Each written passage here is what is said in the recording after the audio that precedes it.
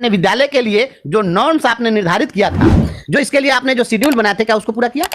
के पाठक जी से बहुत बड़ा सवाल है, या जो आप इसके लिए शेड्यूल निर्धारित है, अनुसूची जो निर्धारित की गई है विद्यालय के लिए मान और मानक, उसकी अनुसूची 19 और 25 के अंतर्गत जो बनाया गया है प्रावधान, उस प्रावधान के आप तीसरे कंडिका में गए हैं। उसमें जो उपकंडिका 3 है उसमें कार्य अवधि निर्धारित है कि विद्यालय के लिए 220 दिन का कार्य संचालन होना चाहिए। तो तीसरे बिंदु पर आप चलेगा और पहले और दूसरे बिंदु को कौन देखेगा?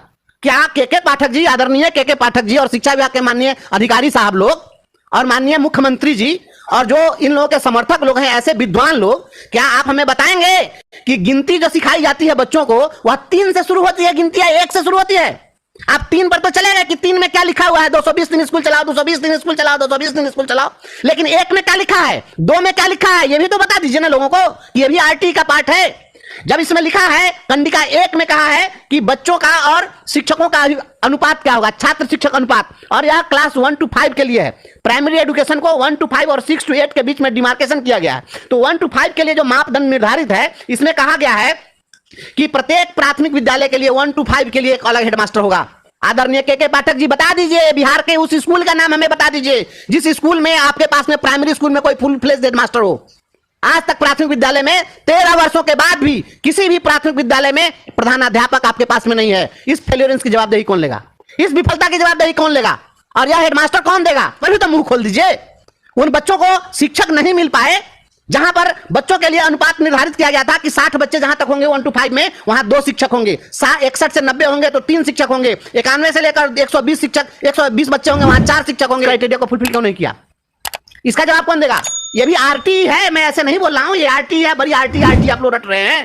तो आरटी हमने भी पढ़ा है, आप इस पर चर्चा क्यों नहीं कर रहे हैं? और जवाब देना चाहिए बिहार के रहनुमाओं को, माननीय मुख्यमंत्री, शिक्षा मंत्री और शिक्षा विभाग के एसीएस को और डायरेक्टर को, जितने पदाधिकारी उनको जवाब देना चाहिए कि जब इसमें आप जो अनुसूची बनाए, एक कंडिका का ख, उसमें 6ठी से 8वीं के बच्चों के लिए हर विषय के लिए अलग से शिक्षक देना है, विषयवार सब्जेक्ट वाइज टीचर देना है। बिहार का कोई, मैं चुनौती देता हूं आपके चैनल के माध्यम से, कोई एक विद्यालय पूरे बिहार में बता दीजिए। आप जिस दिन बता दीजिएगा ऐसा विद्यालय, उस दिन मैं रिजाइन कर दूंगा।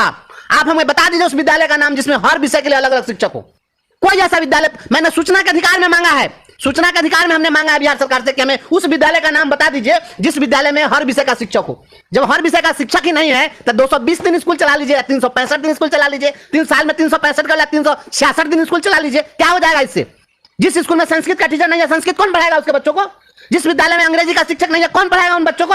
संस्कृत का मास्टर उर्दू पढ़ाएगा, उर्दू का मास्टर फारसी पढ़ाएगा। और आप बात करें शिक्षा का अधिकार अधिनियम की, या शिक्षा का अधिकार अधिनियम हम भी बने हैं, बताइए बच्चों को क्यों नहीं मिला? उतना ही नहीं, मापदंड आपने निर्धारित किया है, आपने बनाया ये कानून, हमने नहीं बनाया, सरकार बनाई है कानून। जब कानून बनाई तो आपने कहा कि हर विद्यालय में हम आपको कला शिक्षा, स्वास्थ्य और शारीरिक शिक्षा और कार्य शिक्षा के अंशकालिक शिक्षक देंगे। आज तक किसी अंशकालिक शिक्षक की व्यवस्था हुई क्या? पार्ट टाइम टीचर है कहीं पर? कला शिक्षा का है कोई शिक्षक? नाम भी कोई जानता है कि यह व्यवस्था है? मैं आपको यह बता दूं कि इसी शिक्षा का अधिकार अधिनियम के अंतर्गत लिखा हुआ है कि शिक्षा का अधिकार अधिनियम के तहत आप विद्यालयों में 10% से ज्यादा पद खाली नहीं रख सकते हैं। जितने पद होंगे उसका 10% से ज्यादा पद खाली आप नहीं रख सकते हैं। आप बताइए, अभी आप 2.25 लाख शिक्षकों की बहाली कर रहे हैं, कितना परसेंट खाली है? जिस राज्य के अंदर में 40% से ज्यादा शिक्षकों के पद खाली होंगे, वह शिक्षा का अधिकार अधिनियम की बात करेगा? यह कैसे हो सकता है? बिना हथियार का सिपाही कह दीजिए आप जाकर जंग जीत लीजिए, कैसे जीत लेगा? और इतना ही नहीं, शिक्षा का अधिकार अधिनियम यह भी कहता है कि हर बच्चे को मुफ्त में स्टेशनरी भी देना है। गार्जियन लोग जो आपके चैनल के माध्यम से हमें देख रहे हैं, उनको यह जानकारी होनी चाहिए, लोगों को सवाल करना चाहिए सरकार से, लोग मांगे सरकार से। बीतने के बाद में 50% बच्चा को किताब दे रहे हैं, और कॉपी और कलम कभी दिया गया है क्या? स्टेशनरी भी देना है या कॉपी और कलम, लेखन सामग्री भी उपलब्ध कराना है, कहीं उपलब्ध कराया गया क्या?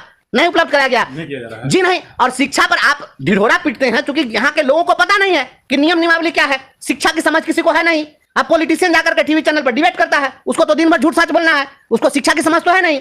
तो जिसको शिक्षा की समझ नहीं है वो शिक्षा पर डिबेट क्या करेगा? और जनता क्या समझ, जिसको कुछ पता ही नहीं है, जो सब दिन खेसारी लाल का गाना सुना है, उसको शास्त्रीय संगीत समझ में आएगा?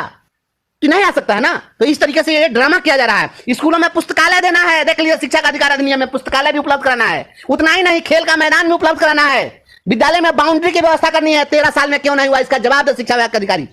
220 दिन, अरे हम लोग का तो घर बना दे स्कूल में, रात दिन पढ़ाएंगे स्कूल में, क्या दिक्कत है?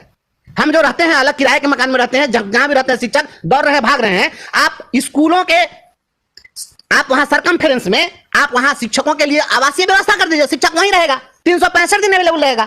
संडे के दिन भी, छुट्टी के दिन भी अगर किसी बच्चे को जरूरत होगी चला जाएगा शिक्षक से पूछने के लिए। शिक्षक तो वह उदार व्यक्तित्व होता है कि अगर उसका बच्चा राह चलते हुए शिक्षक को अगर कोई बच्चा रोक करके कहे कि सर एक सवाल हमसे नहीं बना है, तो मैं समझता हूं शिक्षक को जितनी खुशी होगी उतनी खुशी आप नहीं महसूस कर सकते हैं। लेकिन कोई पूछने वाला हो तब तो, लेकिन कोई पूछने वाला नहीं है। तो अब शिक्षक दौड़ रहा है 200 किलोमीटर दूरी से स्कूल जाने के लिए, तड़प रहा है, भाग रहा है, दौड़ रहा है, क्योंकि उसका घर कहीं और है, ठिकाना कहीं और है, नौकरी कहीं और कर रहा है, ट्रांसफर की आपने व्यवस्था नहीं की है। और आप कह रहे हैं कि 220 दिन 240 दिन करते रहे 220 दिन। जब 365 दिन में 253 दिन हम विद्यालय चला रहे हैं, तो फिर 220 दिन की बात क्या?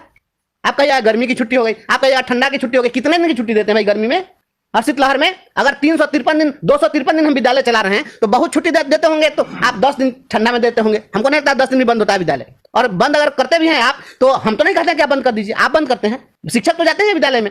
तो शीतलहरी में आप 10 दिन भी अगर बंद कर दीजिएगा, 10 दिन और इधर उधर चीजों में आप बंद कर दीजिएगा, इलेक्शन सिलेक्शन में जो भी आप कर दीजिए, फिर भी आपके पास कितना दिन बचता है? 53 में से 20 दिन और घटा दीजिए, तब भी तो 233 दिन चलाना है। 220 दिन हम हर परिस्थिति में शिक्षा के अधिकार अधिनियम के तहत जो निर्धारित कार्य दिवस है उससे अधिक दिन विद्यालय चला रहे हैं। और यह केवल लोगों को बताया जा रहा है कि पढ़ाई नहीं होती है। आप समाज में शिक्षकों को खलनायक साबित करके, शिक्षकों को जलील करके, और आप चाहते हैं कि हम एजुकेशन ले लें, या पॉसिबल नहीं है। आप डंडे के बल पर आप मजदूरी करवा सकते हैं, ईंट ढुलवा ले सकते हैं, मिट्टी ढुलवा ले सकते हैं, पढ़ाई का काम नहीं हो सकता।